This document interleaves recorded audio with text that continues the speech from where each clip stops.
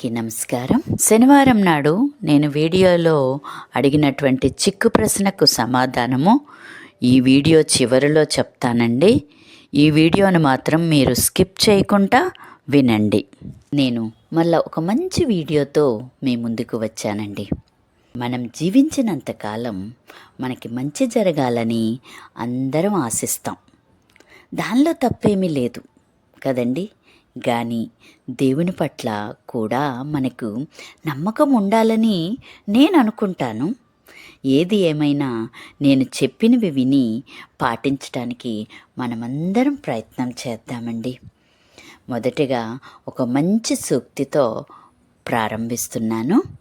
ఈరోజు సూక్తి: ప్రాణం ఉన్నంత వరకు మట్టి మన కాళ్ళ క్రింద, ప్రాణం పోయిన తరువాత మట్టి మన శరీరంపై ఉంటుంది. ఇది జీవన సత్యమండి.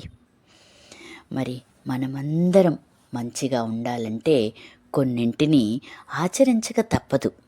అవేమిటంటే ఆత్మలో దృఢత్వం ఉండాలి, ఆలోచనలో పరిపక్వత ఉండాలి, మనస్సులో సంతుష్టత, బుద్ధిలో దివ్యత, సంస్కారంలో శ్రేష్టత, దృష్టిలో పవిత్రత, మాటలలో మధురత, కర్మలలో ప్రావీణ్యత, సేవలో నమ్రత, వ్యవహారంలో సరళత, స్నేహంలో ఆత్మీయత, ఆహారంలో సాత్వికత, జీవితంలో సత్యత, వ్యక్తిత్వంలో రమణీయత, నిద్రలో నిశ్చింతత.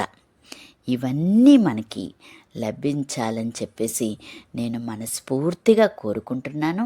ఆ భగవంతుడు కూడా మనకు ఈ దివ్య గుణములు కలగాలని ప్రార్థిస్తూ ముగిస్తున్నాను. శనివారం నాడు నేను అడిగినటువంటి చిక్కు ప్రశ్నకు సమాధానం ఆప్షన్ సి, జనని. ఇట్లు మీ సుజాత గోవిందం.